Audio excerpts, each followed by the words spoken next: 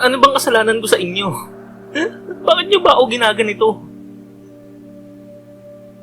Naaalala ko pa noong araw na inaya kitang magpakasal. Tila walang mapaglagyan ng iyong kasiyahan. Nababakasyon sa iyong mga mata. Halos hindi mapatid ang ngiti sa iyong maamong muka. Lalo na nang tumindi ang pagmamahal natin sa isa't isa. Sabay nating plinano ang ating kasal. Ganoon din ang pagbuo ng pinapangarap nating pamilya. Ngunit isang gabi, habang natutulog ka, ay umilaw ang iyong cellphone. Isang mensahe ang bumungad sa screen. Hindi ko man nagawang mabuksan ang kabuuan ng mensahe. Nabasa ko naman ang unang bahagi nito. Samahan mo akong magpa-change oil bukas. Galing yon sa isang hindi nakarehistrong numero. Ewan ko ba, subalit nakaramdam ako ng hindi maipaliwanag na kaba. Sa kauna-unahang pagkakataon, ay nagkaroon ako ng hinala at pag-aagam-agam. Mahal mo ba talaga ako? At kung mahal mo ako lang ba? O mayroon pang iba? Kinaumagahan, ay nagpaalam ka sa akin. Sabi mo ay bibili ka lang sa mall ng bago mong damit. Inalok kitang samahan at ipagmaneho ka. Subalit mabilis ang ginawa mong pagtanggi. Sinabi mong kaya mo na yon at ayaw mong mapagod ako. Grabe ka talaga. Napaka-sweet mo sa akin. Nagwisik ka pa ng pabango sa likod ng iyong tenga bago lumabas ng pinto at pumasok sa sasakyang nakaparada lang sa tapat ng bahay natin. Wala pang 3 minuto, buhat ng pasibatin mo ang sasakyan, ay binuhay ko naman ang aking motorsiklo.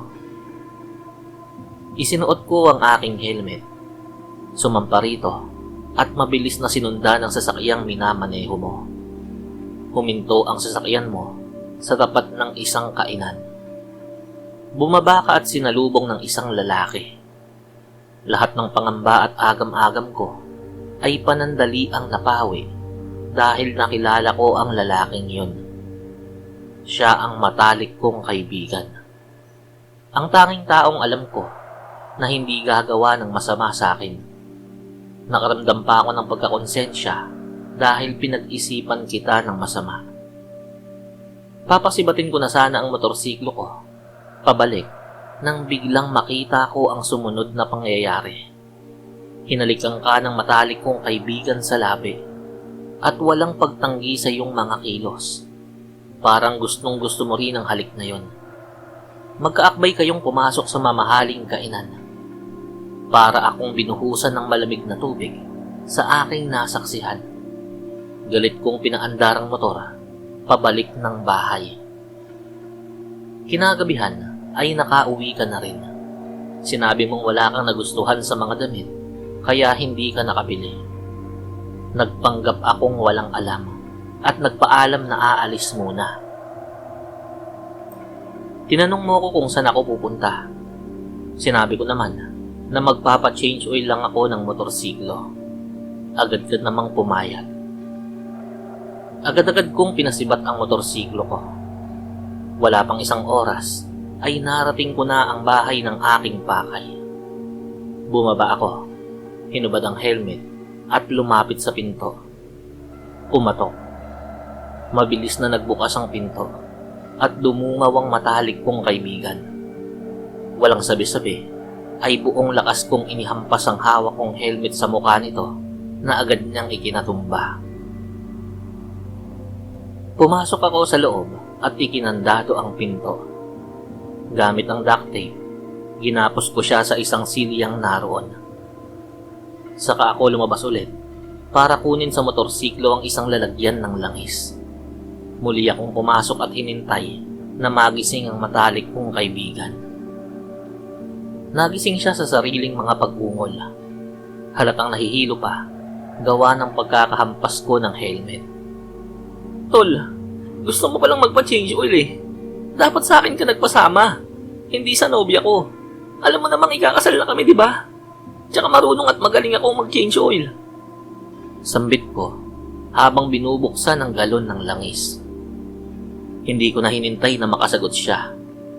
Agad ko siyang hinawakan sa buhok para maitingala ang kanyang ulo. Isinalpak ko sa nakabukang bibig niya ang bukas na galon. Hindi ako humintong ipainom sa kanya ang langis kahit kitang-kita akong hirap siyang huminga at lumalabas na ang likido sa kanyang ilong. Nang wala ng laman ng galon, ay binitawan ko na ito. Nangingisay pa ang traidor kong kaibigan. Hindi na ako nakapagpigil. Dinampot ko ang aking helmet at buong lakas na muling inihampas sa kanyang muka ng paulit-ulit. Sinigurado kong wala na siyang buhay bago ko lisanin ang bahay. Nakabalik ako sa bahay natin at sinalubong mo ko. Nagtataka ka kung bakit basang-basa ako ng pawis at may mantsa ng langis at dugo ang suot kong damit. Agad kong sinagot ang tanong mo. Nag-change oil lang kasi ko. Nagtaka ka pa kung totoo ang sinabi ko. Dahil hawak-hawak ko pa sa isa kong kamay ang isang bagong galon ng langis na hindi pa nabubuksan. Isang matamis na ngiti ang ibinigay ko sa iyo. Ito ba? Magpapa-change oil kasi akong muli bukas eh.